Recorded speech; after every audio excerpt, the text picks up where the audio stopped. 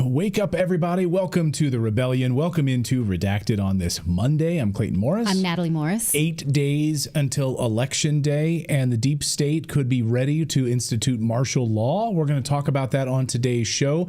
All of the pieces coming into place. So if Trump wins in a landslide victory, well, what exactly does that look for January 20th by Inauguration Day? A number of deep state whistleblowers have come forward and said, we are going to see martial law in the United States, and they will not let Trump become president of the U.S. This is wild, you guys. You think you're going to have a peaceful holiday post-election?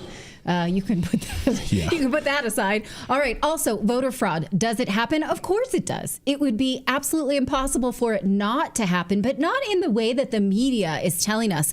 In fact, we're going to have a Justice Department lawyer who litigated voter fraud to tell us what the media is telling us, why they're telling us, what is actually going on. Yes, illegals are registered to vote. That is true. So we're going to hear from the horse's mouth, so to speak. And also over the weekend, Israel admitting, the Ministry of Defense, the head of the Israel's defense forces, coming out and saying that, you know what, they don't have a compass for their war.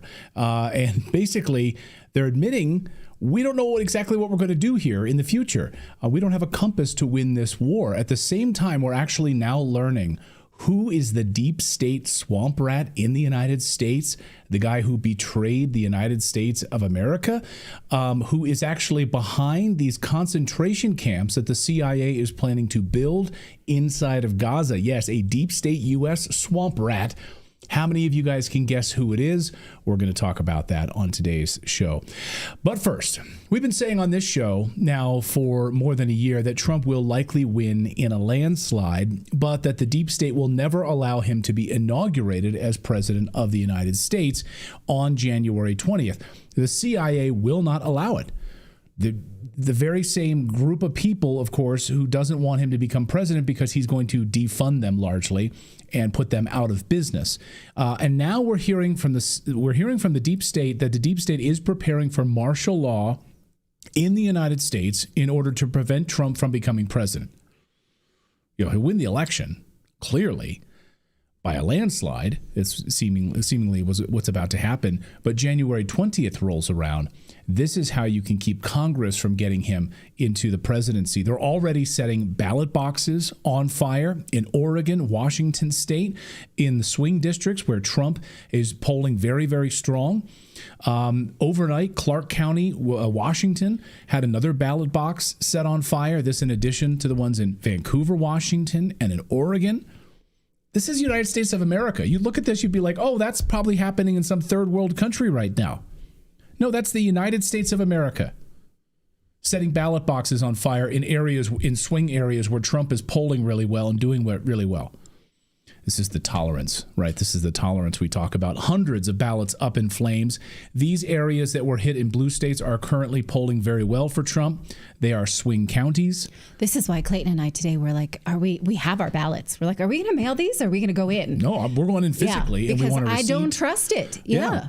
I know. Let us know what your plan is. If you've already mailed it, how do you feel about that? Because, well, two things. One, I want a sticker to wear around all day. Right. And then also, I just don't trust it putting that ballot in the mail anymore. Let me know how you feel about that. So one way or another, they're trying to stop him right now. Either it's burning the ballots or something else. This is why we just said, we're going on Election Day to the polling location, voting in person. I mean, you guys do you. I mean, it's up to you. And I'm certainly they're pushing it over. I think the numbers overnight are about 45 million Americans have already voted.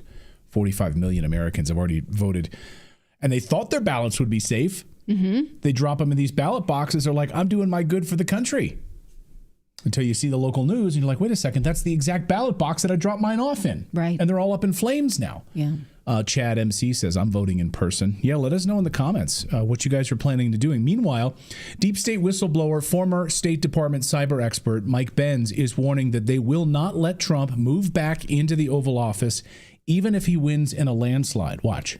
So is your sense that on, say, January 20th, if Trump does win clearly in the election, is your sense that on January 20th, Trump will be inaugurated or no? This period between November 5th and January 6th is going to be extremely intense. If Trump wins, my sense is that you will see street paramilitary, left-wing / never Trump, right even potentially. You're going to see this sort of summer 2020 style riot force start to break out on the streets. The media is going to portray them as pro-democracy groups who are protesting the illegitimacy of the Trump Electoral College victory. So that's going to shut down the country. It's going to start terrorizing people. It's going to start preventing people from being able to communicate. You're going to see pressure put on the social media companies, extreme pressure put on by the Justice Department, put on by the advertiser networks. You're going to see this crisis response. It's going to feel like this country is, it's going to feel like the day after January 6th for 2 months if Trump does indeed win the Electoral College, in order for them to prime the pump for their extraordinary actions on January 6th.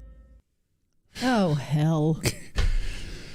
I mean, Mike Benz, further elucidating this point, says those astroturfed, race-based street protests will be framed as organic. Wow, they just came out of nowhere. They'll be spontaneous pro-democracy demonstrations, just as for all of our CIA-backed rent-a riots are abroad.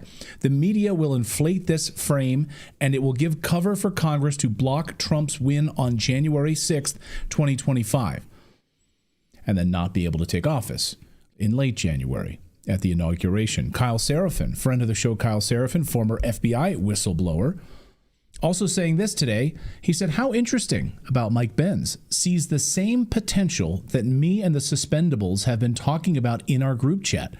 Y'all ready for the next couple of months? Now, Kyle's referring to Garrett O'Boyle, these other FBI whistleblowers who came out and had their lives ruined after they blew the whistle on how corrupt the FBI is.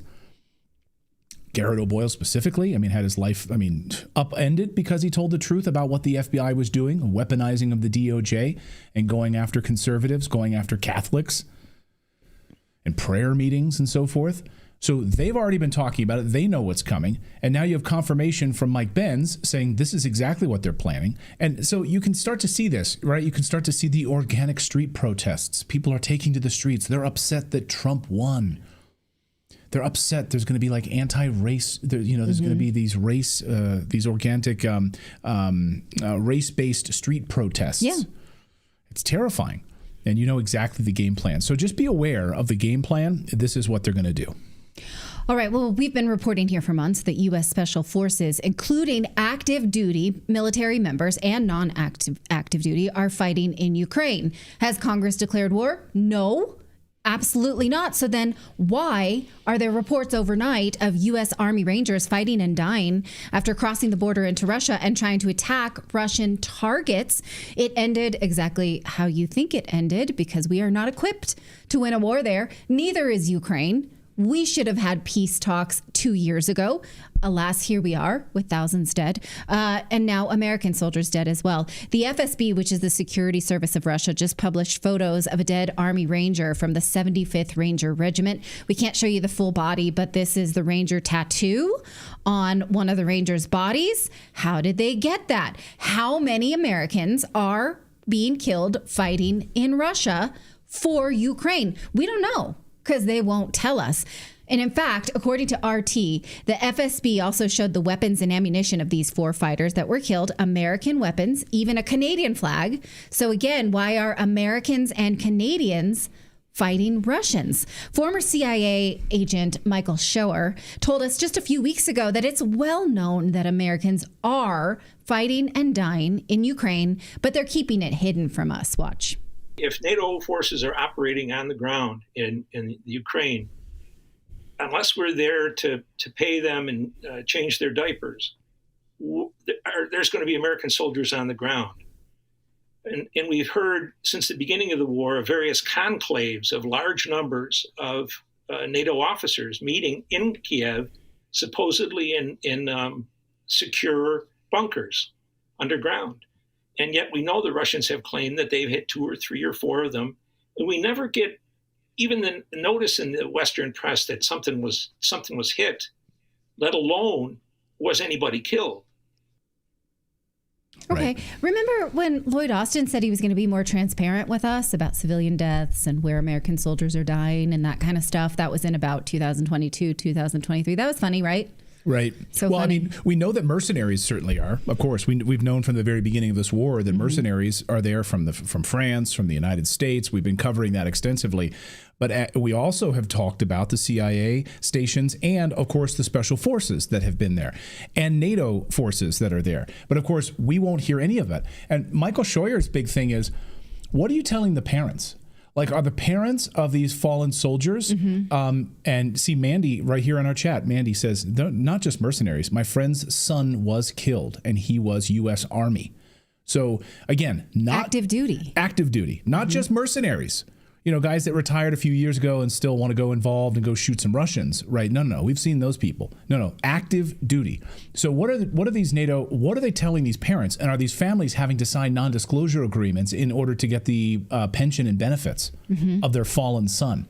For Can you a imagine? war that not only did we not authorize, but Congress has not declared. Like knock We're on your door. supposed to be at peace. Does it feel like peace right now? No, but like knock on your door. Hi, we're with the U.S. Army. Your son was just killed fighting. We can't tell you exactly where. We want you to sign this non-disclosure agreement so that you'll receive his death benefits. We're not going to tell you where he died, though. Wink, wink. We know where he died, but we're not going to tell you. So that's exactly what's going on here, and it's deeply, deeply troubling. Let's go to Canada now. This is deeply troubling. Overnight, who didn't see this coming, by the way? The group that worked to legalize assisted dying in Canada, the MAID program, now admits that the program has been abused. Really? That's shocking. Now, Canada leads the world right now on assisted suicides. And the United States is trying to really catch up to them right now under the Biden administration. So right now, doctors have been coercing people into dying, according to this new report. Coercing them. Wasn't even on the table, but they're encouraging them to do so.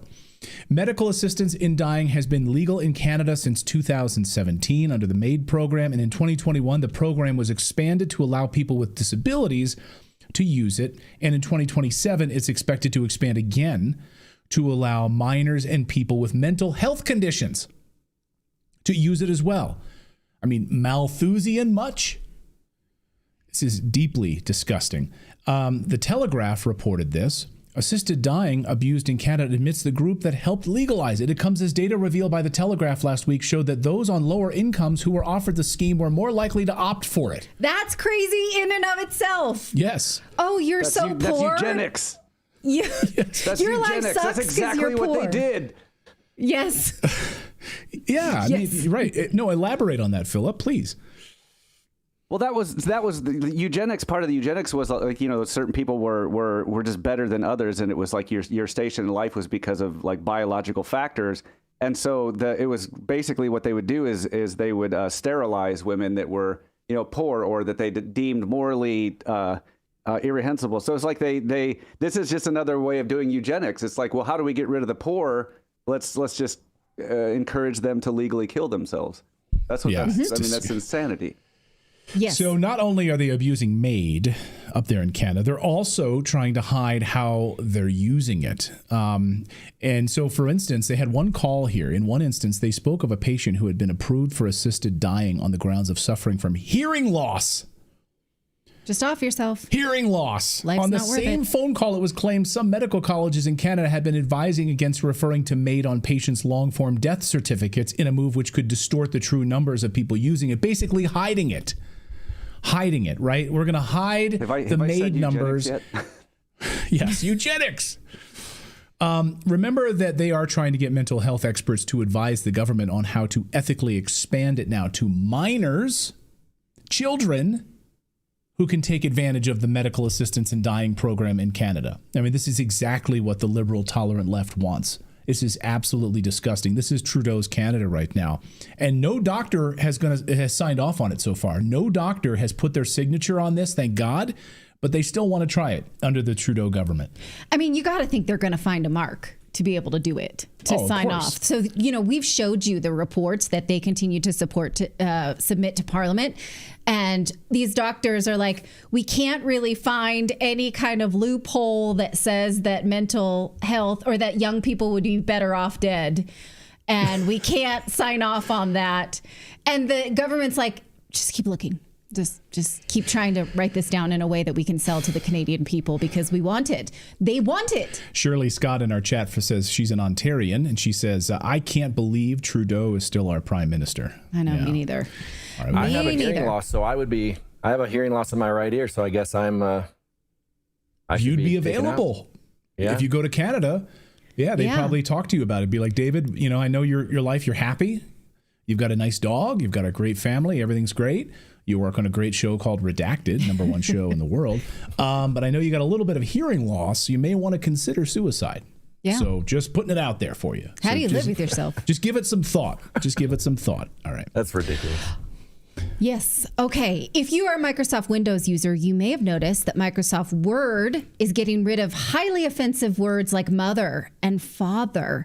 That's right. Microsoft's inclusivity checker will help you to make your documents as woke as possible. So you can turn on these filters. If you do that, they may nudge you to swap out certain words that they think are more inclusive. So you can just check it like, hey, do you want me to prevent you from using gender bias or ethnic slurs? Because you might not know this yourself, but thankfully the computer does. So instead of mother or father, they may say parental leave or birth-related leave. We can't use maternity leave anymore, of course.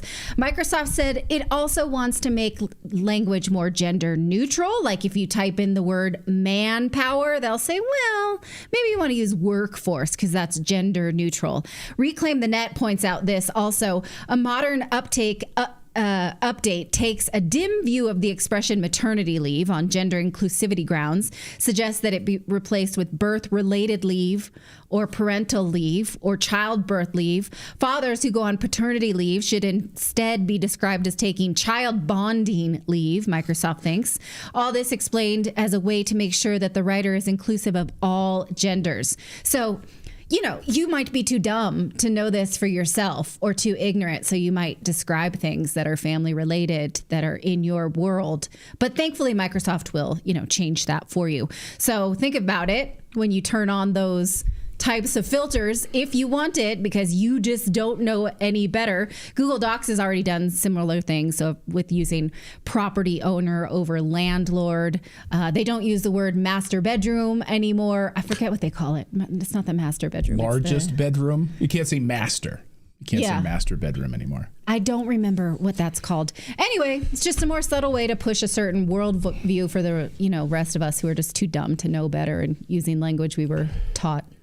Well, Madison Square Garden holds about 20,000 people, standing room only, and it was sold out last night for President Trump's massive rally. More than 40,000 lined the streets outside, watched the speech on a giant television who couldn't get in. So you had 20,000 inside, you had 40,000 outside. By the way, I don't know if you saw it, in London, they had thousands of people at a rally outdoors watching the event in London, England. Like, what the hell? Okay. That's how big this thing was. New polls show that New York is in play for President Trump. And by the way, I know like CNN will spin it a certain way, but their own internal polling at the Trump team shows that New York, blue states, even New Jersey, possibly could go blue.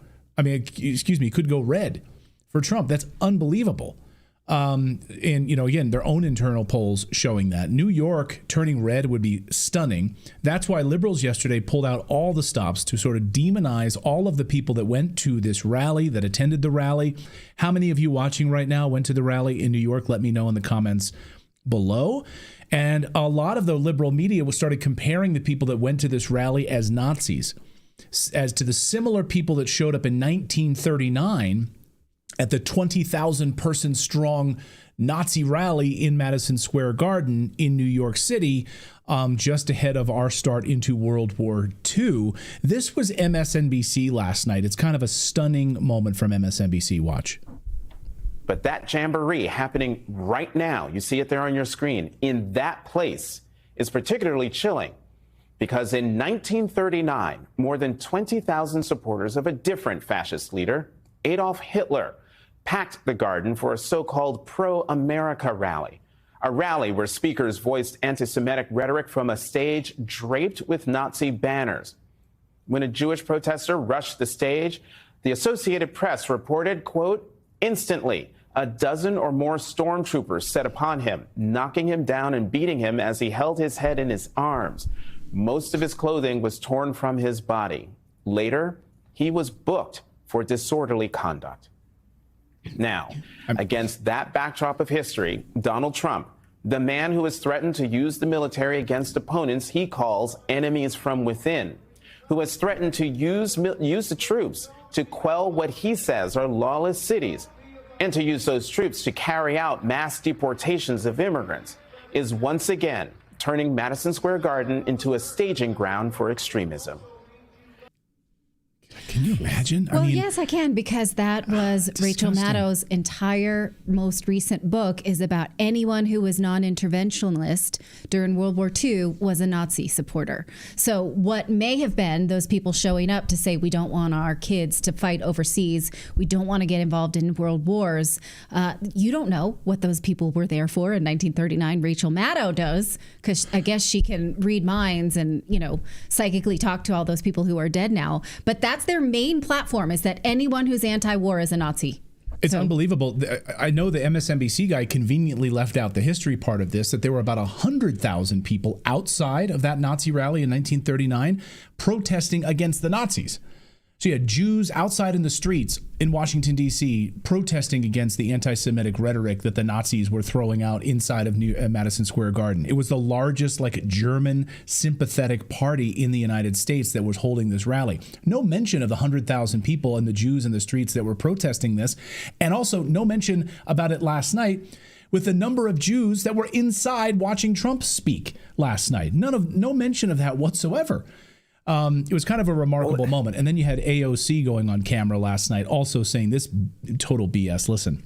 This was a hate rally. Mm-hmm. This was not just a presidential rally. This was also not just a campaign rally. I think it's very important for people to understand that these are mini January 6 rallies. These are mini Stop the Steal rallies. These are rallies to prime an electorate into rejecting the results of an election if it doesn't go the way that they want. Right.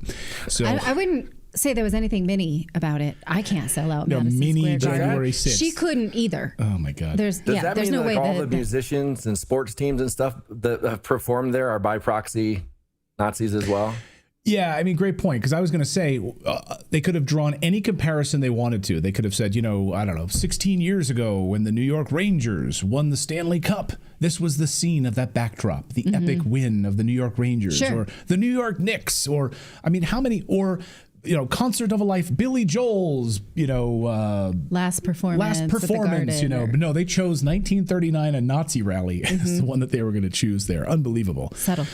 So that was AOC. To Eric Adams' defense, the mayor of New York City, he said when he was asked about this, was this a big Nazi rally? Was this a fascist rally by all these Trump supporters? Mayor Eric Adams kind of laughed it off. He said, absolutely not. I've been called these exact same things. It was anything but. Watch. I have been had those terms hurled at me by some political leaders in the city, using terms like Hitler and fascist. My answer is no. I know what Hitler has done, and I know what a fascist regime looks like. I think, as I've called over and over again, that the level of conversation, I think we could all dial down the temperature. And I've heard people say that the former president should not be able to have a rally in Madison Square Garden. I strongly disagree. This is America. This is New York. And I think it's important that we allow individuals to exercise their right to get their message clear to New Yorkers. Wow. So there, a lot of different walks of life, of course, were inside this arena yesterday, from Muslims supporting Trump to Jews supporting Trump to Black Americans to white Americans to Asian Americans to Latino Americans. And so they were, a lot of people who were at the rally were saying, I guess I am a Nazi. Watch this. Hey, we heard that Nazis were supposed to be here. That's what Hillary Clinton said, so we out here to see. Have you seen a Nazi today? We are the Nazi party. Yes. Yeah. No, I'm white, though. I'm the Nazi right here, yes. Yeah. Dominican Nazi. Dominican Nazi. Latina Nazi. We got... Oh, I'm the black Nazi. Black Nazi. The biggest blackest Nazi you ever seen in your life. I'm the Jewish Nazi. The Jewish Nazi. Hey, listen, I'm the cool Nazi. I'm the white Nazi. I'm Mr. Cool himself. He out here, baby. He's the white Nazi. Hey, he's the white Nazi. An Israeli Nazi. United here to make Donald J. Trump the 47th president of the United States. Stop listening to the media. Stop listening to the media. Yeah. That was great. It was amazing. Even just do a simple Google search for Trump rally. Go to Google. Not that I want to encourage anybody to use Google, but just if you go to Google and you just type Trump rally, all of the headlines are all from left-wing media publications, all of them saying the same thing about the racist rally and how this is a backlash for Trump and all of this stuff. And it's just unbelievable. Newsweek pushing out their narratives. It's crazy. So anyway, we got more news to get to here on your Monday. We do. Coming up, we're going to talk to a former Justice Department lawyer who actually litigated voter fraud. It exists, but definitely not in the way that the media is telling you it exists. So we're going to hear about it from someone who actually knows, from his book called Injustice. I read it over the weekend. It's shocking. I think you should read it too, so that you know what you're talking about when you talk about voter fraud. So I'm excited to talk to him coming up. We're also going to talk about the war in Israel and how Israel knows that the war is a lost cause. So why are we doing this? But first, we want to tell you about our friends over at American Financing, because today's economic environment is really stressful, obviously, but with the Fed finally starting to drop interest rates, there's no better time than now to put you and your family in a better financial position. So if you're a homeowner, American Financing is helping thousands of families just like you who've been struggling and maybe even putting your expenses on a high interest credit card. You can get out from underneath that debt by tapping into your home equity. And in fact, this is something that wealthy people do all the time, as they leverage their assets. This is just one way to do that. And $800 a month is how much American families are saving by doing just that. That's like a $10,000 per year raise at work. And it costs absolutely nothing to just learn this. Find out how much you can save. You can close in as little as 10 days and maybe even get out of your next month or two of mortgage payments because you have a new debt structure. There's no better time than now to turn your situation around. So call them at 866-890-8434 or go to americanfinancing.net/redacted. One more time, that's americanfinancing.net/redacted. Is there voter fraud in the United States? Well, of course there is. It'd be almost impossible for there not to be. But my next guest was a Justice Department lawyer who worked in the voter fraud division, and he litigated voter fraud under both Bush and Obama's Department of Justice until he couldn't. His book, Injustice, tells the story about how the Obama administration used the Department of Justice to litigate voter fraud when it worked for the Democrats and then leave it alone when it did not. Now, I read this book over the weekend. I'm more convinced than ever that the media does not know what they're talking about when they're covering voter fraud. It happens. It is politicized. And guess what? There's a lucrative industry to deny voter fraud. And in 2011, our next guest warned that who funds this denial industry? George Soros, the globalist. J. Christian Anderson joins us to discuss, and it's my pleasure to meet you, sir. Hi, how are you? So did I get anything wrong there? Is that an apt summary of your book, that voter fraud is politicized and it happens and we are not told about it properly? Yeah, I mean, look, I remember right after Obama won that Attorney General Holder came down to the office, and then the political appointees came down to the voting section and basically told us, we're not going to enforce certain parts of federal law that require voter rolls to be clean. And they just told us that straight up. That wasn't their priority. And, I wrote about that in the book. And that became the reality. And there hasn't been a single federal DOJ lawsuit since that day in 2009 to do voter roll cleanup. We used to do that at the voting section, but not anymore. Okay, so what you're talking about is Section 8 of the Voter Rights Act, which requires states to have clean voter registration logs. So now the media is saying that this is voter purging, acting like it's brand new. So can you explain how this is not brand new and how this is being politicized right now in the run-up to the 2024 election? Yes, Section 8 of the National Voter Registration Act was passed in 1993. It was the top priority of Bill Clinton and the Democrat legislature. There's a amendment to the law that got it through a filibuster in the Senate that said you have to make a reasonable effort to maintain the rolls free of the dead and the people who don't live there anymore. Reasonable effort is the statute. And so the Bush Justice Department brought a bunch of cases against various states for having dirty voter rolls. And like I said, those cases are dead. So we have a situation now where the law enforcement officials in charge of our elections just don't care about dirty voter rolls. And that includes people like Jocelyn Benson in Michigan. The Public Interest Legal Foundation has been suing her for the last couple of years. We've been in court fighting her over dirty voter rolls in Michigan heading into this election.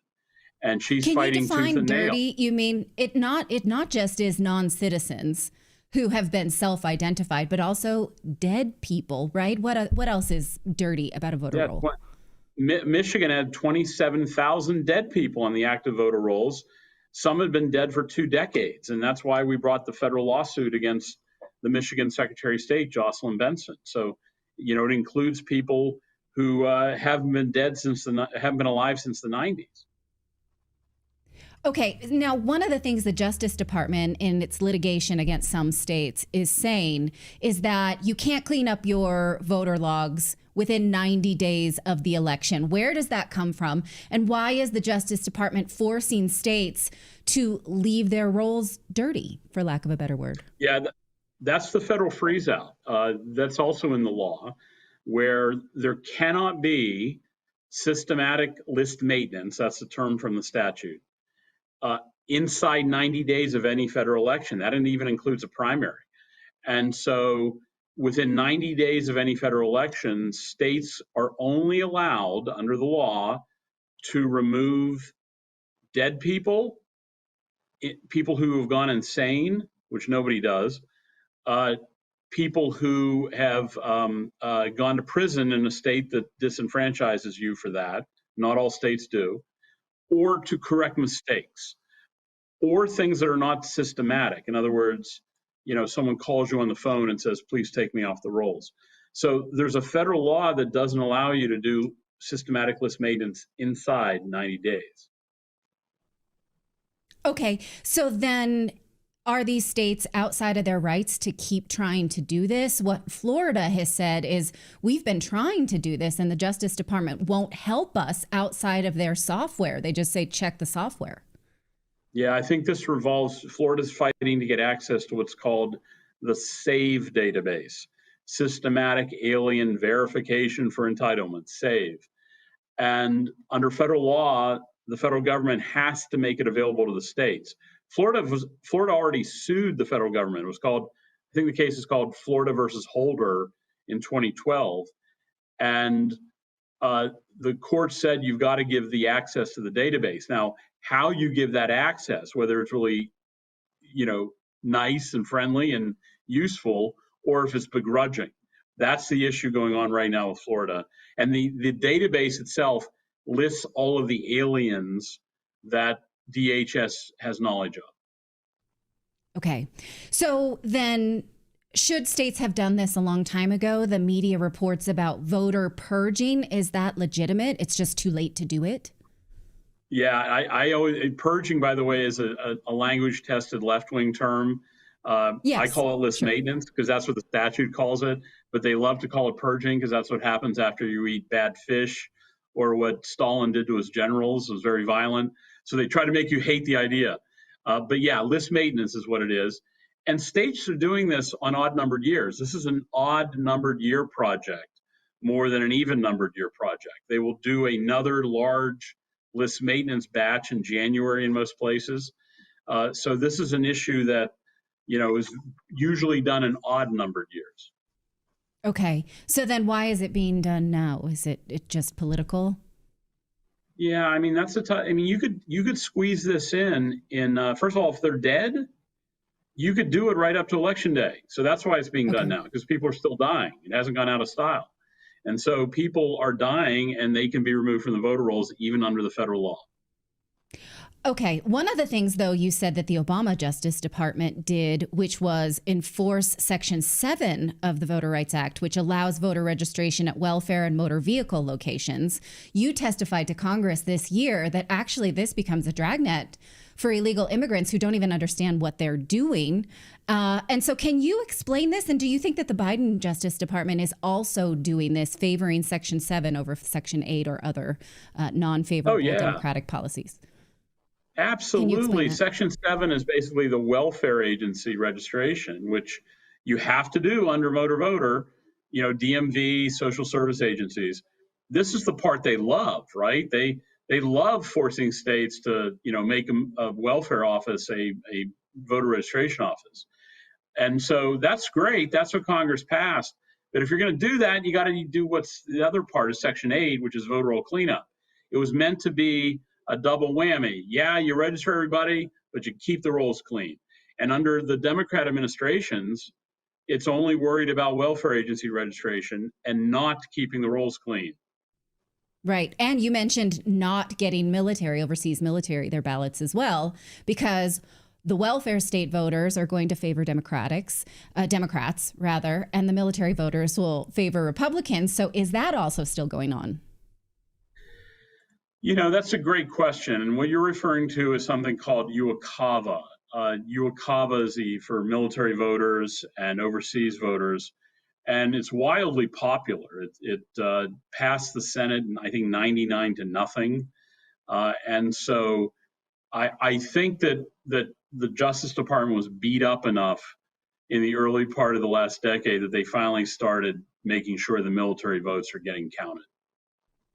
Okay. So another thing that you talk about is that in a lot of these Black communities, they have what's called voter assistance. You found evidence of voters being walked into the polls and people overhearing these assistants saying, vote that one, vote that one, vote that one. Is this still happening? That's shocking. Yeah, totally. I mean, look, a couple things to keep in mind. Not that I want to make this a law class, but there's a part of the Voting Rights Act called Section 208 that allows anybody to have an assister of choice to help them vote if they need help. And the only two people it can't be is their union representative or their employer. And so what you have all over the country are people imposing assistance. The key question is, did the voter get to pick the candidate or did the assister? That's the key question. Was there free will in the choice by the voter? And so the Department of Justice is supposed to be rooting that out to make sure that there is no voter fraud. You write about how you tried to do that as a Department of Justice lawyer, and that sort of fell by the wayside under Democratic administrations. Is that correct? Yeah. And so, look, I had a case in Mississippi where this was a central issue. Write about it a lot in the book, Injustice, where yes, the Ike Brown case. The Ike Brown case, and people were being voted by assisters. A famous one, Patsy Roby, was one of the ones cited in court papers that was essentially going to people's houses and voting their ballots. And we put up evidence at trial. Anybody who says that voter fraud doesn't exist haven't read the opinion in U.S. v. Ike Brown or read anything about U.S. v. Ike Brown, because the whole case was about removing the choice of voters by assisters in many cases, where these notaries would fan out across the county and go into people's homes and actually vote their ballot. And we put up some of the victims at trial. So this is not some myth. There's actually trial testimony about it. Now, one of the things I found so shocking, and I thought to myself, why have I not thought about this before is that there is a major industry of voter fraud denial. The media will tell you, like within hours of an election that there was no fraud. That's not possible. That's not how fraud rears its ugly head. So anytime the media says nothing to see here, usually there's something to see here. You mentioned George Soros, and I look back and I said, you said this in 2011. Oh my God. So who are the people beyond George Soros funding this fraud denial industry? And obvious question, why would they do that?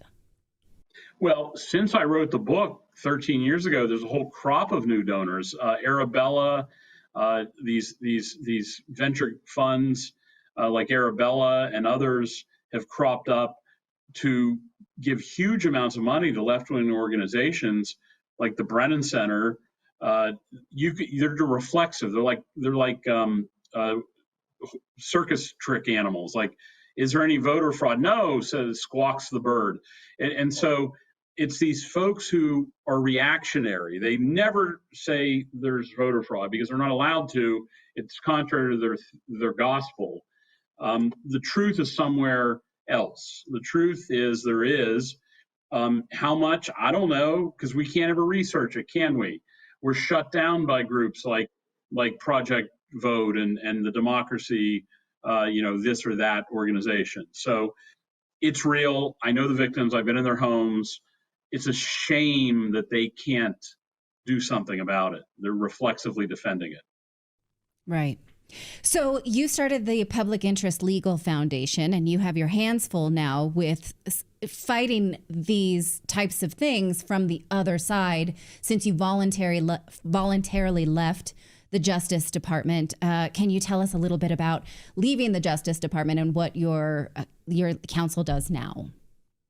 Yeah, I mean, obviously, it's funny. I left the department after I was subpoenaed by the United States Commission on Civil Rights to talk about the new Black Panther case that I worked on, and I was told I wasn't allowed to, but I did anyhow. I quit and I testified about it.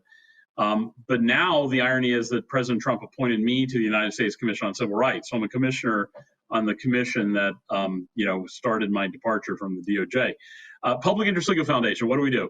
We're the nation's only C3 charity law firm that's dedicated exclusively to election integrity.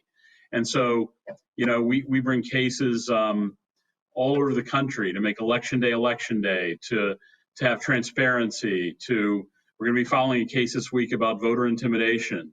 Whatever it is to enforce the law that DOJ won't enforce, we will do it. Okay, excellent. Well, I'm so glad to talk to you for the first time. There's another bit in your book about the Justice Department suing companies through frivolous cases in order to transfer wealth to radical left-wing organizations.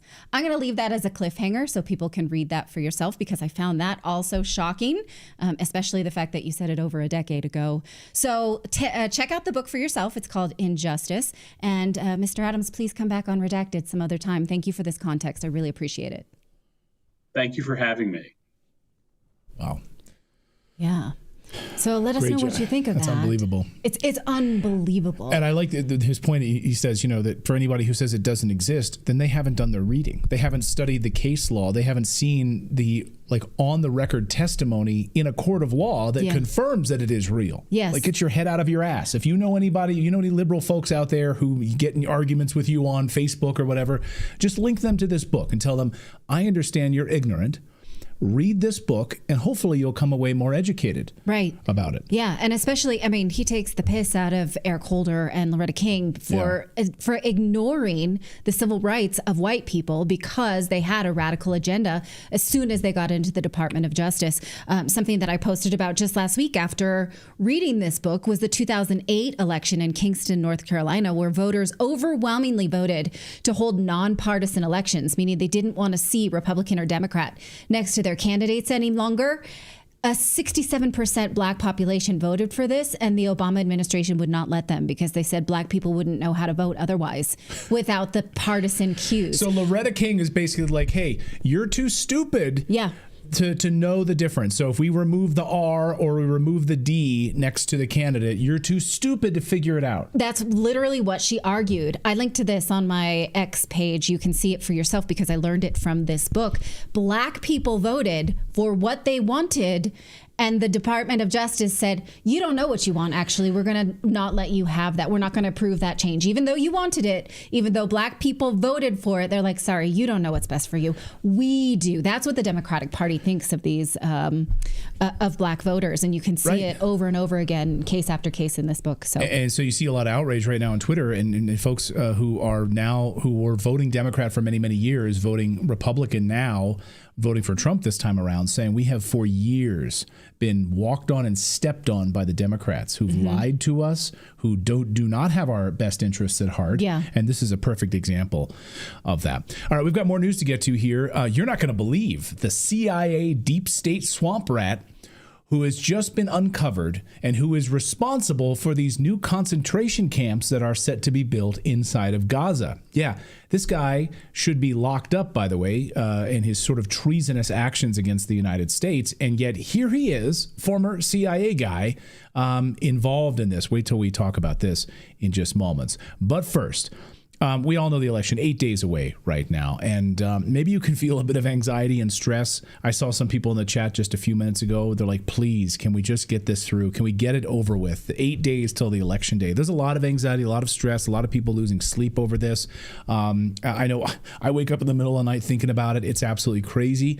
And it's only getting worse right before it's going to get better. That's why we need a little bit of time to sit down, meditate, pray, just connect with source, whatever your source is.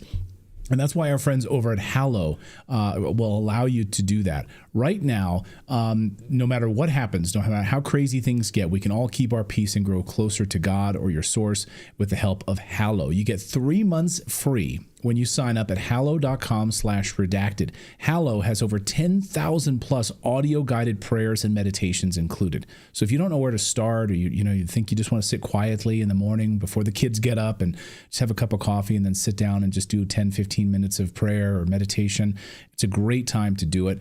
And they've got all of these audio prayers, guided meditations in there. Daily prayers such as the daily gospel reflections, daily miracle reflections, daily psalms, so many things to choose from. Prayers and meditations for mental health, to lower anxiety, overcome addiction, battle mental health issues, all of it. You get 3 months free. Just go try it. Hallow.com/redacted. You get these 3 months right now to help you through the election season right now for free. So just download it and use that code redacted. Hallow.com/redacted is the website. You can go and download it for free right now. Well, an update now to a bombshell story we brought you last week. Last week, Dan Cohen from Uncaptured Media revealed the plans to rebuild Gaza using concentration camps, yes, orchestrated by the CIA. These concentration camps would keep Palestinians in them under 24-hour surveillance using biometric scanners. Well, now we know who's actually behind this. Yes, the very same face behind the counterinsurgency strategy in Afghanistan and Iraq, the failed counterinsurgency strategy in Iraq and Afghanistan. And Dan Cohen from Uncaptured Media is back. Dan, it's been a very busy weekend. I mean, on the front part of this, you have Israel this weekend admitting that their war is essentially failing, that they have no compass.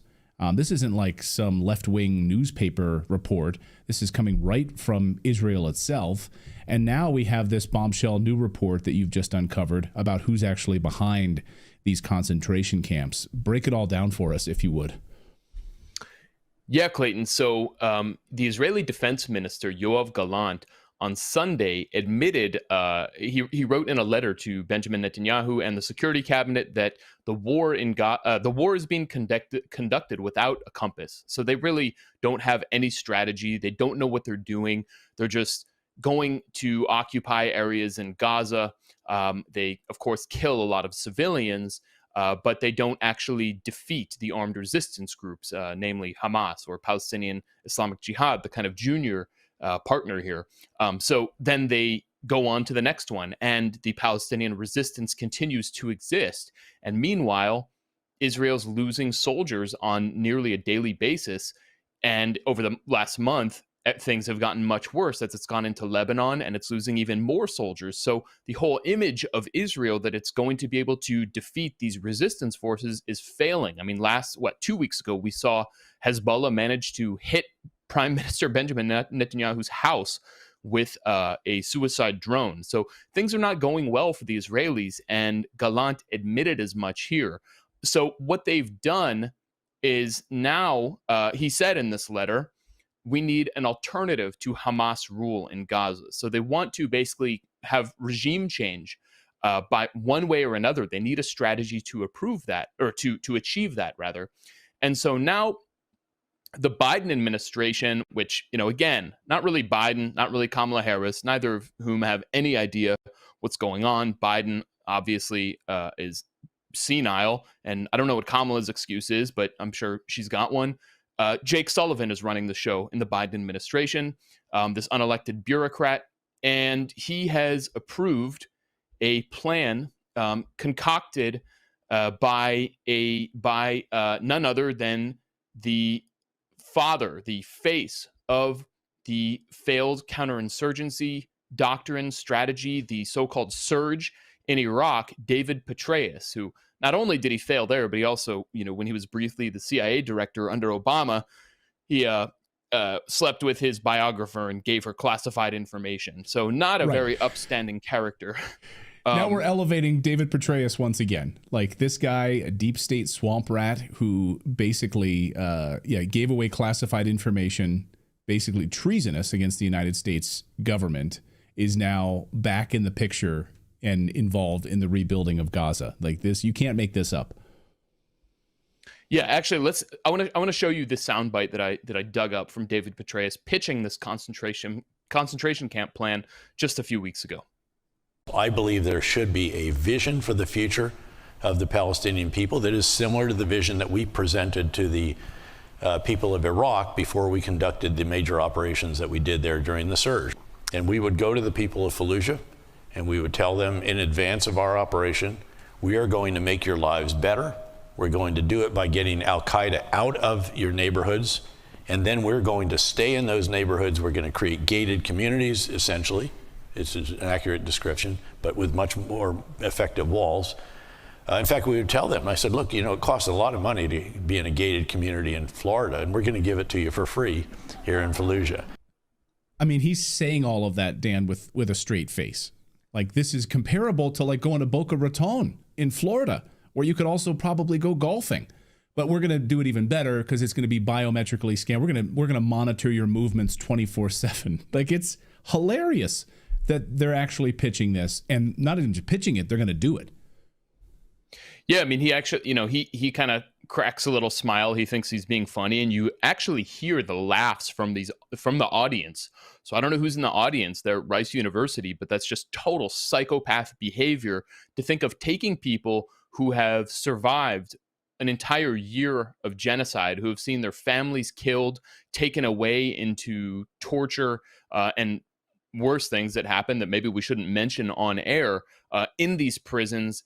And David Petraeus, from the comfort of the stage, is joking about rounding these people into these, what he call, gated communities, he likes to call them, where they will not be allowed to receive food or water unless they present a biometric ID that proves they are not affiliated in any way with Hamas. Not just they're a resistance fighter, but if you're a doctor or an engineer that was somehow affiliated with a government municipality or something like that, you're just a regular person, you will be forced to starve. That's what he's proposing. So that's just, it's just the epitome of evil.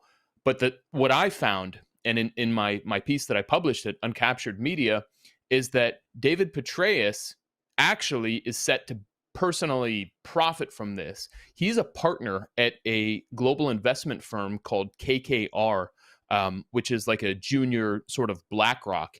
And KKR owns Constellus, which is the current iteration of Blackwater, the notorious mercenary outfit that was famous and for committing, for example, the Nisour Square massacre in Iraq during the 2006, 2007, I believe. And so, of course, it rebranded to Academy and is now Constellus, and David Petraeus's company, his firm, that's one of their assets. Now, Constellus is being contracted by this guy, Mordecai Moti Kahana, who's an Israeli-American businessman who's basically the conduit who's been pitching this to the Israeli Ministry of Defense and to people like the Minister of Defense, Yoav Gallant. So he arranged meetings actually back in November of 2023, he arranged a meeting between an American general who he doesn't identify, who was in Iraq, but is pretty obviously Petraeus, and Gallant and other people from the Ministry of Defense to pitch this. At that point, probably they thought they were going to, cruise to victory in Gaza. But as things have gotten progressively worse, they haven't achieved any of their goals, and they've seen actually more captives turn out to be dead, or they've bombed them themselves. Now they're getting more and more desperate, admitting that they don't actually have any strategy, they don't have any way to win. And so the Ministry of Defense, Gallant, is like, look, we're getting soldiers killed on a daily basis. This isn't going well. We need some kind of way out. And so they are happy. The army chiefs are happy to have some kind of foreign CIA special force come in and run these concentration camps to take the load off the shoulders of the army. That's basically his pitch. CIA coming into Gaza to build concentration camps, to monitor 24/7 Palestinians, the comings and goings of these people. I mean, I as an American citizen didn't sign up for this. And how are American tax dollars being signed off on by the Biden administration being funneled to this treasonous deep state swamp monster, David Petraeus, is mind-boggling and deeply troubling. He makes the comparison to Fallujah and Iraq, right? He's like, we're going to, protect you, and we're ridding Al-Qaeda. Al-Qaeda is removed from this area, so we're going to come in and build these high-rise apartment buildings, gated communities, just like Florida. But of course, he's trying to compare that to Gaza. Well, it's totally different, because there's no elimination of Hamas. Hamas is there, arguably just as strong as they were on October 7th. So this idea that you're going to come in and now there's no fighters at all is ridiculous, isn't it? Yeah, I mean, it's a totally broken strategy from the start. Even in Iraq, it totally failed because, counterinsurgency doctrine is based on this idea that a place is occupied by extremists that don't have any connection to the actual population, and that there's no legitimate complaint from the population. So it's, we're going to separate the civilians from the extremists. We'll take out the civilians and everything will be great. But as long as you're keeping these people in, concentration camps, or you're occupying and controlling their lives, they're going to resist. So it's just this total denial of reality. And that's why it has failed in virtually every instance it's been applied. I mean, in the U.S. experience post World War II, they tried the same thing in Vietnam with a strategic Hamlet plan. That failed. We all know how the Vietnam War ended. In Iraq, in Afghanistan, they did this stuff and it failed every single time, and it guaranteed will fail in Gaza if they even get to try it. I'm skeptical they could even pull it off, because imagine, they take these trucks and take these big cement walls and try to start to erect them in the Gaza Strip. Well, the resistance that's operating in this massive tunnel complex is still very capable. It's not broken down. It's not even an insurgency. They're still operating as a national military where they have phone lines, closed phone lines throughout Gaza, where you have a commander who knows where in Gaza watching on cameras to tell the fighters how to carry out an operation. He's literally watching on cameras they've installed, preparing these operations and instructing them on exactly what to do, and watching the Israeli army movements. So when that tank or that APC or supply truck comes through, they're able to use an explosive that they've actually manufactured in Gaza.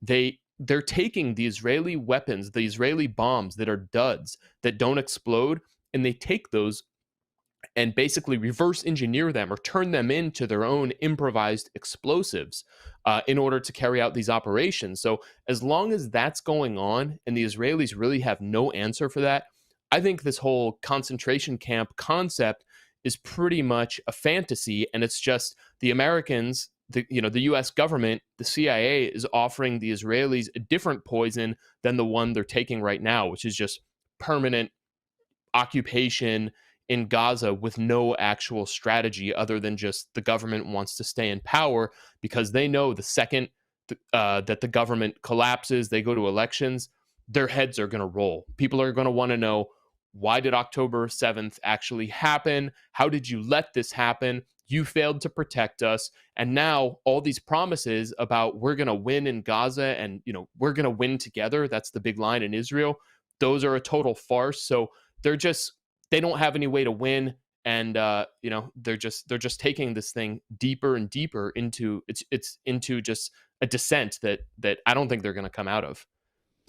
Real quick, Dan, I'll get you out of here real quick on this. Israel has been really quiet on the number of IDF and Israeli soldiers that have been killed in these operations.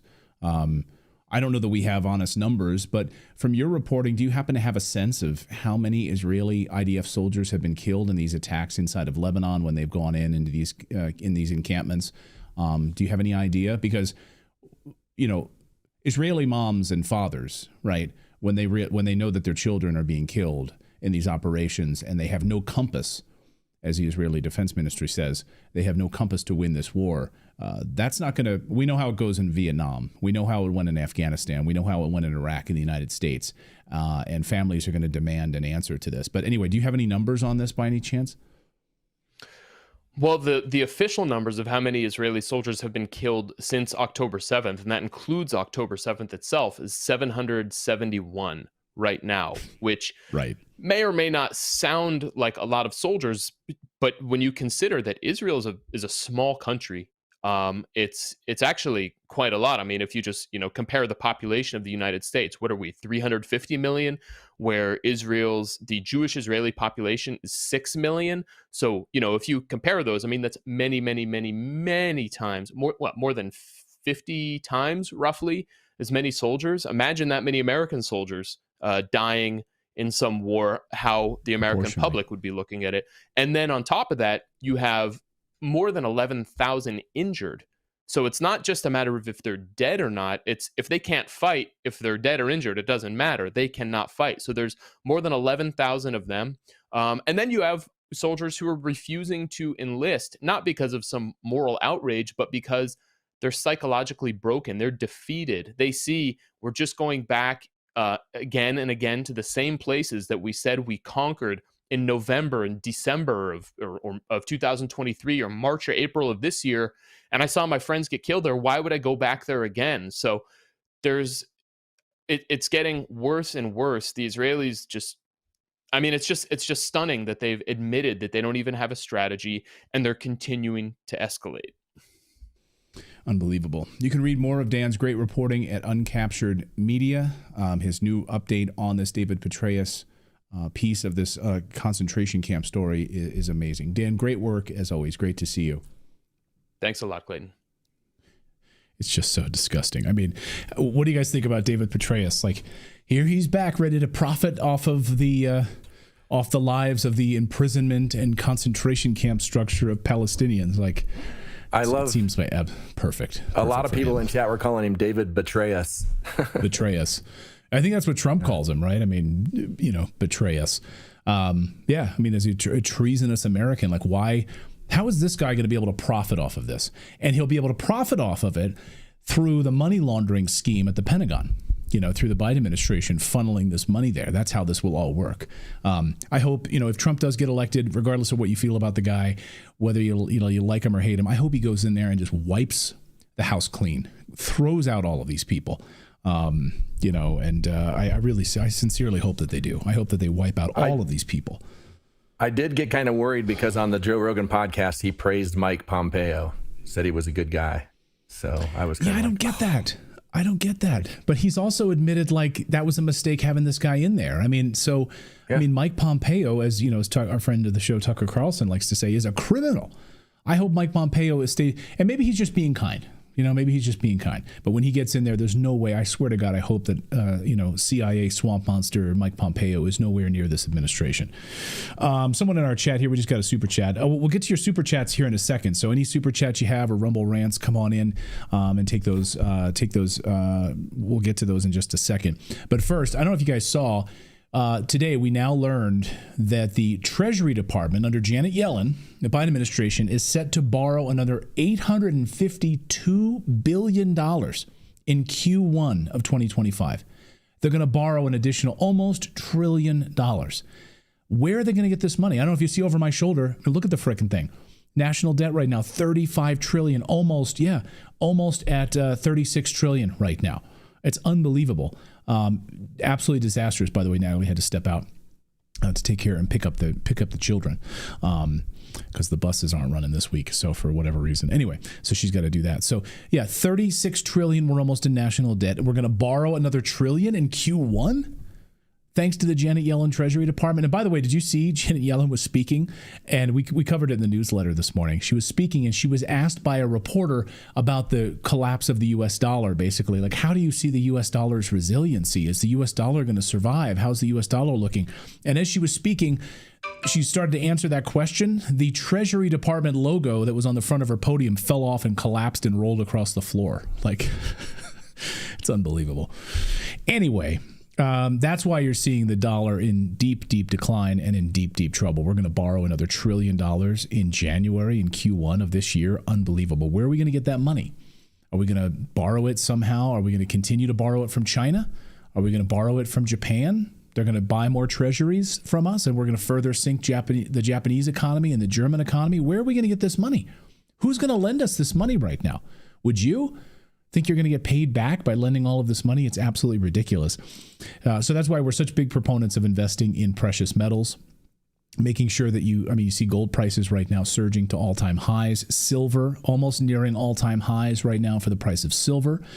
We are big proponents of investing in precious metals, and our friends at Lear Capital can help you do that. They can help you get set up and start investing in gold and silver today, converting some of your U.S. dollars, which are declining quickly, into gold and silver, even if it's just a portion of it to protect your family.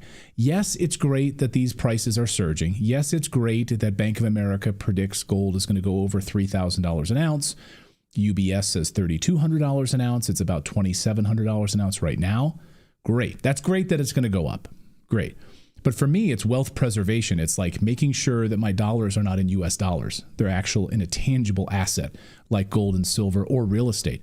So I'm such a big proponent of investing in real estate, real tangible assets that go up in value, not down, and are a wealth preservation tool. So our friends at Lear Capital can help you get it set up right now, and actually just get on the phone with them and call them. They will help you. You can have gold or silver sent right to your house. You can store it in your gun safe. You can also have it stored off-site in an off-site facility, totally under your protection, under protection for you, under 24-hour armed guard. You can call them 1-800-613-3557 to get their free silver guide right now. Sky High Silver is coming. The silver market is on the verge of something big. Go grab that report if you want.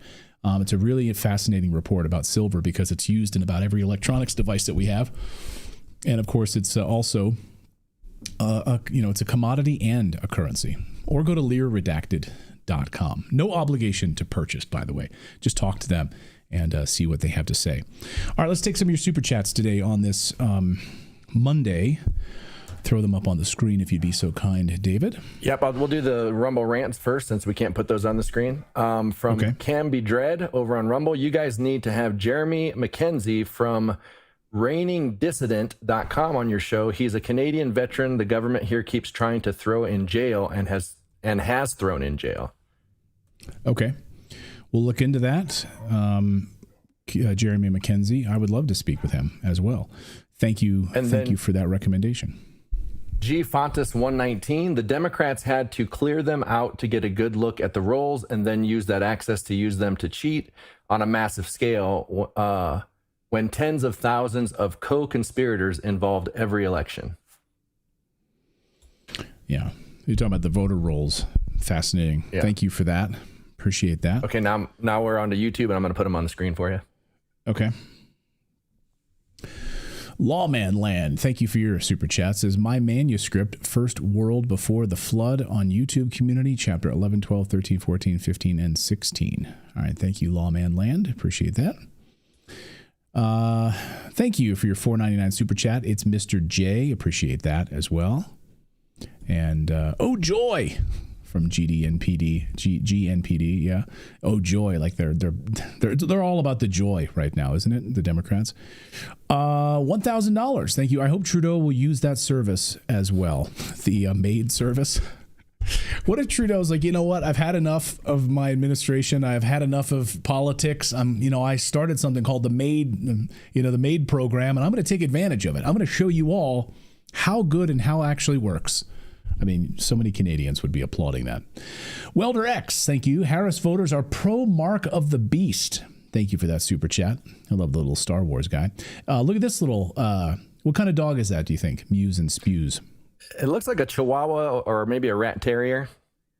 All right, let us know, Mews and spews, what kind of puppy that is. Did Merrick Garland go into hiding? Where is he now? It's a good question. He's probably still destroying the country, but just doing it behind closed doors.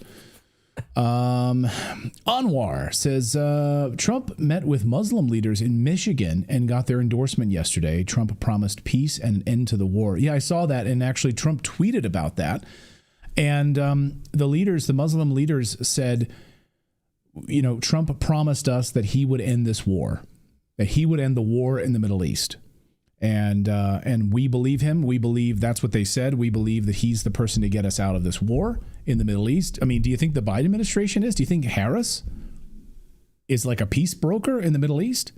No. I mean, look back to the Abraham Accords. I mean, and I think also if he can work with Putin to try to end whatever hostilities are happening in Ukraine as well and broker a peace deal there as well. I mean, I'm a glass half full kind of person.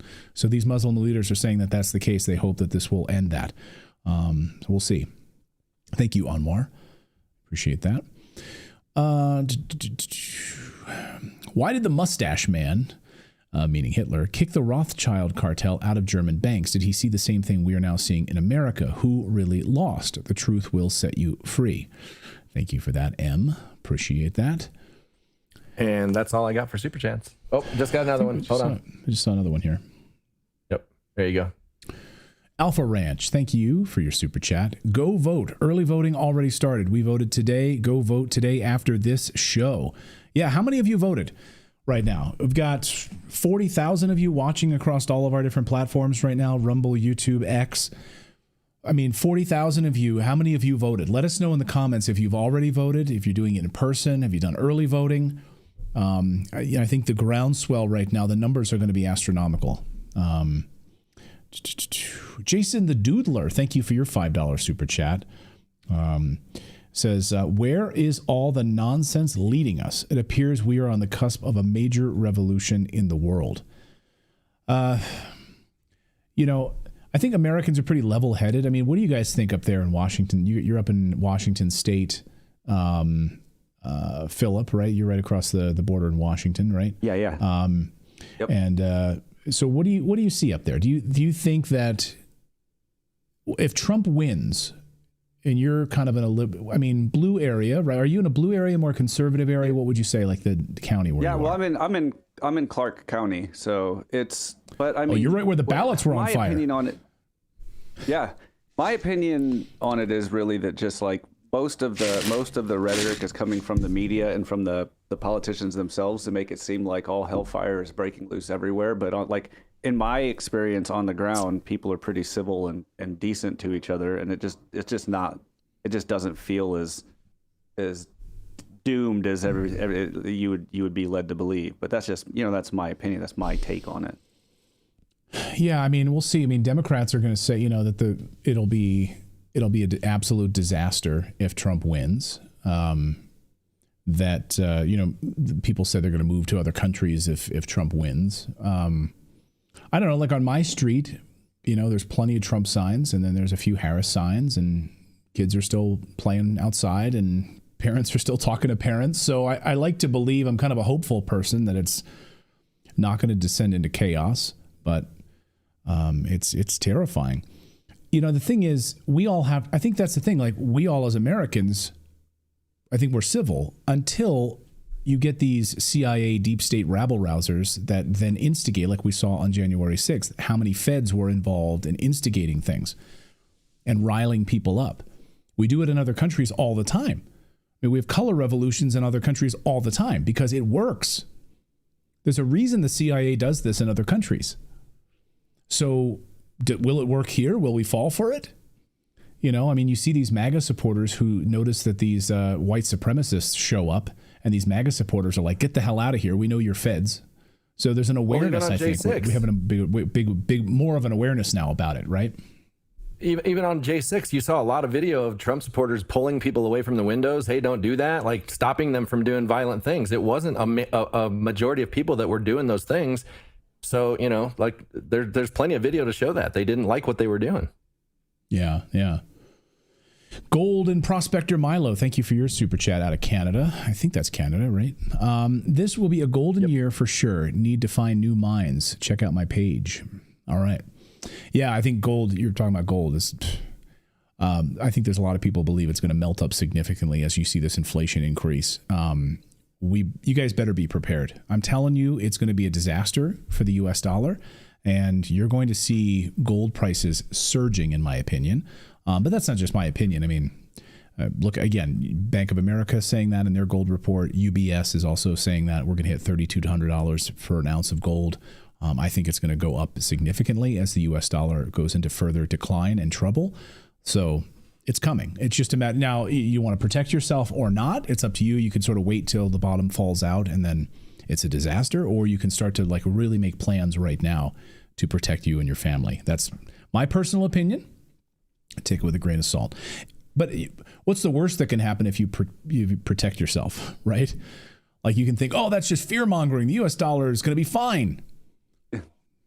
$36 trillion dollars and who's going to be walking around going, damn it, I have a bunch of gold. Right. Man, I bought a bunch of silver and it's gone up in value. And I have a bunch of gold now where I used to have US dollars. And I own a bunch of real estate now that's going up in value. You know what I mean? Like, so what's the worst that can happen? You're buying tangible assets instead of fake US dollars, which are backed by nothing. It's backed by debt and the strength of the U.S. military. So again, what's the worst that can happen, right? You just have a little bit of gold, like to Philip's point. So anyway, again, you do you. It's totally up to how you take care of your family.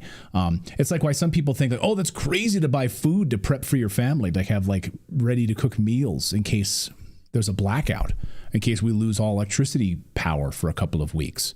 You're a crazy person you're a prepper. What are you, a prepper? I love how Democrats use that now as a negative. Oh, you're prepping, you're taking care of your family and you're prepping in case something happens. Yeah, big middle finger to you. Yes, I am prepping. I am taking care of my family in case something like this happens. And just look at what happened in Texas with the electricity grid, Like I say, aren't they all into organic farming and, taking it back to the farmer? I mean, isn't that technically be categorized the same kind of prepping? Like you're basically preparing to take yourself away from the system, living off grid. Yeah. Is it that bad? There's nothing wrong with it. Yeah. There's nothing wrong with that to prepare, to make sure your family's protected. No.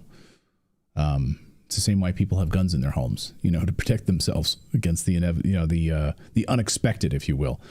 Even Kamala Harris. Right. Did you see that on Oprah? She's like, somebody breaks in my house, they're getting shot. She said that on Oprah. Oh my God. She doesn't even know what kind of gun she owns.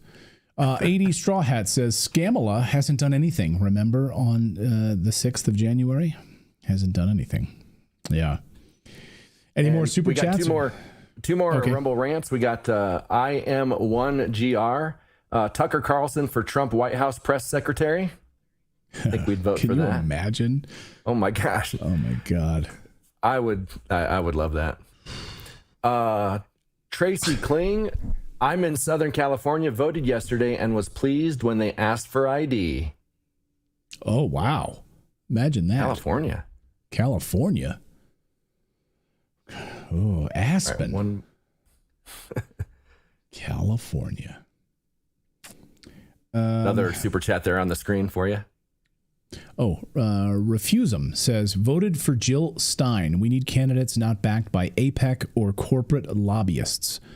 Hey, good for you. I agree with you. The problem is, again, with third-party candidates, I come back to, Theodore Roosevelt, my favorite U.S. president. By the way, if you ever want to read anything about Theodore Roosevelt, I encourage you to read the trilogy of books by Edmund Morris. The Rise of Theodore Roosevelt. I think the second one was called Theodore Rex, and the third one is like Colonel Roosevelt. The three books, they're fantastic. I think the first one won a Pulitzer Prize. But anyway, of course, he left office. He was there for 2 terms. He ascended to the presidency after, McKinley was shot. So he was there in almost 8 years, 7.5 years in the presidency. And then he runs as a third-party candidate. After taking 4 years off, he runs on the Bull Moose ticket as a third-party candidate. And he loses. One of the greatest American presidents in history runs on a third-party candidate ticket and can't win. That just goes to show you how broken the system is. And I think Trump was right on Rogan the other night when he talked about the two-party system. Sadly, even if you do win the presidency as an independent, like if you were Ross Perot, probably are closest to winning the presidency on a third-party ticket, right? Until he kind of had to drop out. But he was up. He was beating Clinton. He was beating George H.W. Bush. But if he would have won, what party would he have worked with in Congress to get anything done? And I think that's what Trump's point was the other night. Sadly, that's what we're stuck with right now. Until we can remove this money from the politics process, instead of having 2-year presidential races, maybe we could get it down to a few months like they do in the UK and other places. I don't know. It's deeply troubling. Karen from New Hampshire says, can we get these folks saying they will leave the country under Trump to put it in writing? They always say that, right? Yeah. I mean, how many of these people said it before and then they didn't do it, right? Like Robert De Niro and these other people. And anyway, kill your Igoris says, I voted for Perot. How many of you guys voted for Perot back in the day? Interesting. Temperance says, cash is trash. And thank you for your RSD 100. Appreciate that super chat as well with is that Pumbaa? Pumbaa from The Lion King? My favorite hyperbole couple. You say Pumbaa. M. Lowe says, my favorite hyperbole couple. Thank you so much. It's like I asked Colonel McGregor that the other day. I said, am I being hyperbolic when we talk about the world is descending into World War III? And I said, no, you're not being hyperbolic at all, because we're beyond the point where, the Cuban Missile Crisis level, you have the United States, 57,000 troops being dragged into a massive war in the Middle East. What is Russia going to do? It's going to back Iran.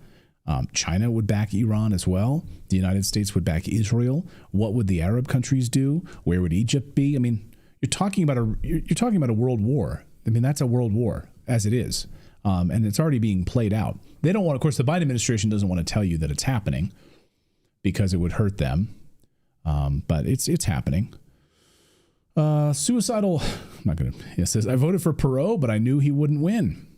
Crypto Economist says, I voted for Ross Perot in the first election. I was able to vote in.